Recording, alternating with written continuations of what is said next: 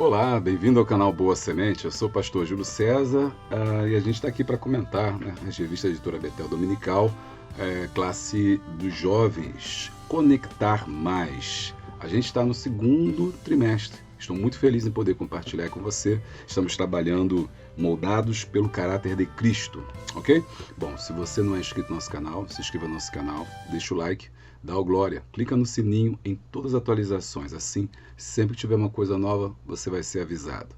E também não se esqueça de compartilhar esse vídeo com mais de uma pessoa, com 2, 3, 4 pessoas, quantas pessoas você tiver próximo de você, da sua igreja, dos jovens e também para a sua comunidade em geral, porque é uma lição desse trimestre que fala não só aos jovens, mas também a todos aqueles que querem fazer a vontade de Deus, tá bom? Vamos lá? Lição de número 9. Lição de número 9. Não vim para ser servido, mas para servir. Texto de referência, Mateus 20, 21 a 28. Versículo do dia, porque o Filho do Homem veio buscar e salvar o que se havia perdido. Verdade aplicada. O perfil ministerial de Jesus foi pautado em uma vida dedicada ao serviço. A palavra serviço, inclusive na Bíblia, está ligada à palavra diaconia, do grego diaconia, que significa servir, que está relacionado na sua origem à palavra diácono. Diaconia vem de diáconos, que é a palavra grega para servo, serviçal.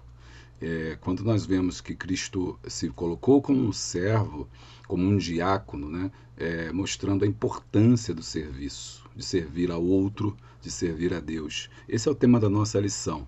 E faz a gente refletir, né? Até que ponto nós temos servido a Deus e até que ponto nós temos servido ao nosso irmão. Porque se a gente for pegar a etimologia da palavra diáconos, veremos que se Jesus disse que servia, né, que veio para servir e não para ser servido, então Jesus foi o maior diácono. E se Jesus foi o maior diácono, todo cristão é um diácono em potencial. Ou seja, é uma obrigação do cristão servir. Entendeu? Objetivos da lição: entender Jesus como o servo de Deus, apreender a servir como Jesus e compreender que todos estamos a serviço de Deus. Introdução.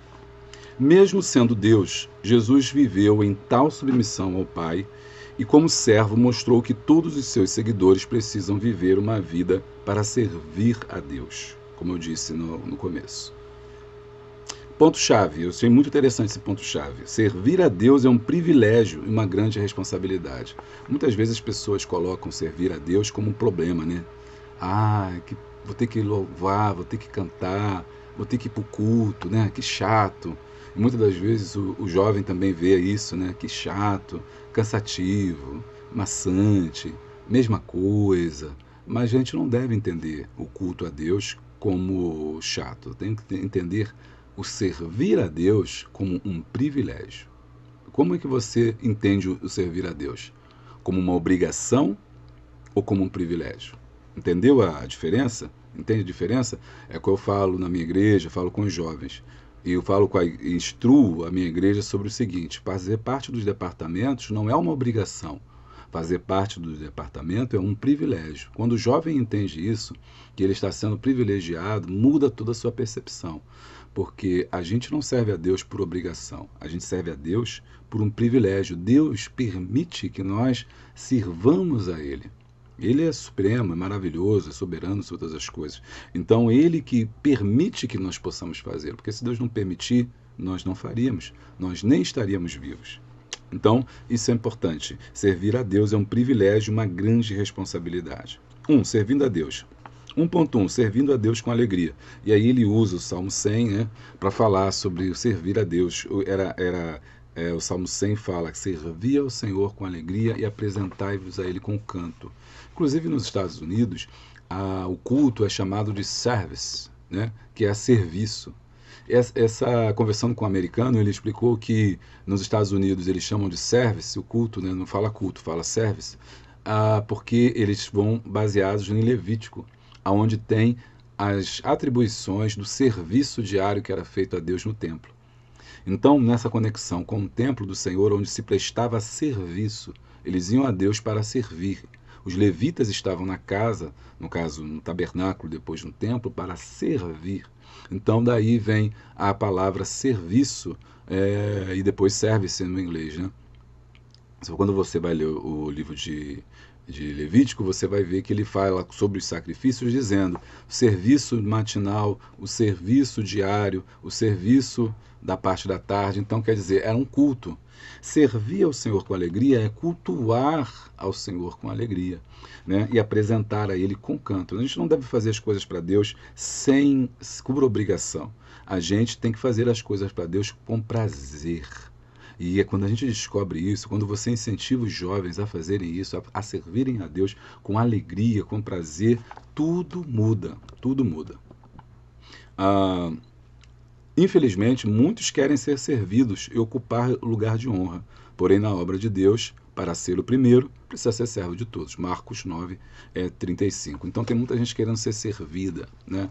Eu sou isso, eu sou aquilo, né? Você que tem que me servir.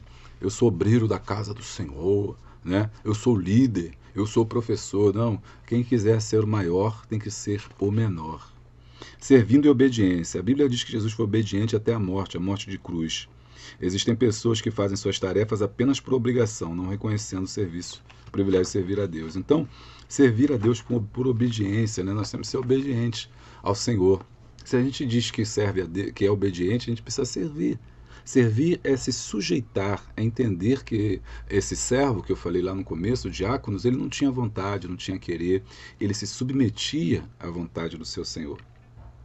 2, servindo ao próximo. E acho que é muito interessante nesse ponto que ele consegue fazer a virada. Quando eu comecei a estudar a lição, eu falei, eu vim para ser servido. Eu vim para não vim para ser servido, mas para servir. E ele começa falando sobre servir a Deus, eu fiquei preocupado. Falei assim, será que ele vai só espiritualizar? Porque às vezes nós caímos nesse erro de espiritualizar tudo. Não, servir a quem? Servir a Deus. Não é só servir a Deus. Servir também ao seu próximo. Aliás, você não pode dizer que serve a Deus se você não serve o seu próximo. E aí não, ele me deixou mais tranquilo quando eu vi no tópico 2, ele faz essa virada, servindo ao próximo. Então ele compreende, nos ensina que eu preciso servir também ao próximo, que aliás eu não posso servir a Deus se não sirvo o próximo. Também não posso só servir ao próximo achando que estou servindo a Deus. As duas coisas caminham juntas. No meu espírito eu sirvo a Deus. Com o meu corpo, meu intelecto, eu sirvo ao meu irmão. Se você quiser, anota aí, comenta isso aí, tá? Porque quando você comenta, você vai gravar isso aí. Vai ficar gravado aí na sua memória. Quando no meu espírito eu sirvo a Deus. Deus é espírito. Eu sirvo a Deus com espírito, eu cultuo, eu adoro, eu louvo a Deus. Com o meu corpo, com a minha mente, o meu intelecto, eu sirvo ao meu irmão, ao meu próximo. Aquele que eu vejo, aquele que eu estou com ele cotidianamente. Então, tópico 2, servindo ao próximo. Para servir ao próximo, 2.1, tendo um coração misericordioso. É impressionante perceber o sentimento que Jesus tinha pelas pessoas e a maneira como as tratava, principalmente os menos favorecidos. O comprometimento com o serviço ao próximo leva Jesus a conversar com publicanos, pecadores, curar necessitados. Ele andou com pessoas das piores espécies. Isso me faz pensar sobre uma pesquisa que foi publicada recentemente, mostrando que há uma grande porcentagem de jovens que abandonaram a igreja. Uma grande porcentagem desses anos para cá, principalmente da pandemia para cá, não voltaram mais para a igreja. E aí a gente culpa os movimentos, né, desigrejado. É fácil falar, desigrejado, é a culpa do desigrejado, a pessoa que quer ficar crente em casa. Não que a crítica dos desigrejados é justamente a ideia, a crítica não à igreja noiva de Cristo, mas à igreja instituição. O que é a igreja instituição? É a denominação, seja ela essa ou aquela. Então, a crítica dos desigrejados é essa. Eu não concordo com os desigrejados, não concordo. Eu acho que nós temos que estar em comunhão, a gente tem que estar unido, a gente precisa estar junto. Você precisa ter um pastor, você precisa estar com alguém. Não concordo com os desigrejados. Mas não basta apenas a gente não concordar. A gente tem que não concordar e entender por que isso está acontecendo. E a maior parte desse movimento são pessoas que estão decepcionadas com a instituição. E dentre muitas, se vocês quiserem, eu posso até gravar um vídeo, comenta aí, se vocês quiserem, eu posso gravar um vídeo sobre isso, mas não dá para a gente falar muito sobre isso, aprofundar muito esse tema, mas dentre os motivos pelos quais as pessoas estão chateadas, desorientadas em relação às instituições religiosas, é porque elas pregam uma coisa, mas praticam outra. E principalmente nesse ponto da misericórdia, do amor ao próximo, da assistência às viúvas, da assistência aos órfãos, aos pobres, aos necessitados. Porque a gente vê que a gente prega, as instituições falam da Bíblia, falam de Jesus, mas na hora do amor não pratica. Os últimos casos agora de violência que tem acontecido, violência brutal contra um ser humano. Pessoas estão matando uns aos outros, sejam através das instituições, seja através de milícias, seja através de polícias, seja através do tráfico, o ser humano tem sido morto. E nós, e como igreja, não podemos assistir isso sem o nosso coração doer, sem o nosso coração ser tocado. Eu não posso aplaudir uma morte, seja de quem for, eu não posso aplaudir uma morte. De uma pessoa, mesmo que ela seja contrária a mim, mesmo que ela não pense como eu, mesmo que ela faça coisas erradas, porque a vida pertence a Deus. Esse é o modelo de Jesus, tendo um coração misericordioso. Jesus foi misericordioso. Jesus, mesmo na hora da morte, ele orou pelas pessoas que estavam matando, dizendo: Pai, perdoa-lhes porque eles não sabem o que fazem. Pensemos sobre isso, reflita, converse com os jovens sobre isso, abertamente, sem medo, sem crítica, sem se colocar no posicionamento de crítica, de que sabe a verdade, porque os jovens hoje em dia estão muito antenados, eles estão vendo o que está acontecendo.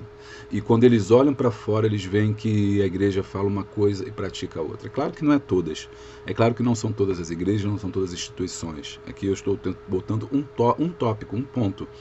Quer a Deus que não seja o caso da sua igreja, quer a Deus que não seja o caso da minha, da nossa. Mas com certeza existem igrejas assim.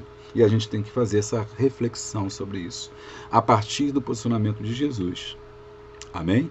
E buscar em Jesus respostas para esse pensamento, para essa situação. 2.2, investindo tempo nas pessoas. Olha, Jesus investiu tempo nas pessoas. E o que é investir tempo nas pessoas, né? Andava por cidades e aldeias pregando o evangelho do reino. Porém, o que mais impactava as pessoas é que Jesus tinha tempo para ouvi-las e lhes ajudar em suas necessidades, independentemente da sua classe social. Assim como Jesus teve tempo para conversar com Nicodemos à noite, ele também priorizou o tempo para conversar com uma mulher samaritana perto da hora da sexta em um poço. João 4. Será que nós temos essa sensibilidade de conversar com as pessoas, investir tempo nas pessoas? Investir tempo quer dizer cuidado, investir tempo quer dizer ouvir, uma escuta ativa. Você sabe o que é escuta ativa? Se quiser, eu gravo um vídeo também sobre isso. O que é escuta ativa? A escuta ativa é você aprender a ouvir. Nós não sabemos ouvir. A pessoa está falando conosco, nós já estamos elaborando uma resposta. Então a gente não ouve o que a pessoa está dizendo. Por isso que as conversas geralmente descambam em discussões, porque nós não ouvimos o outro. Então, Jesus, ele investia tempo. O que você disse? O que você pensa sobre isso? Como você se sente? O que queres que eu te faça? Aleluia! Louvado seja o nome do Senhor. Irmão, isso é Bíblia, tá?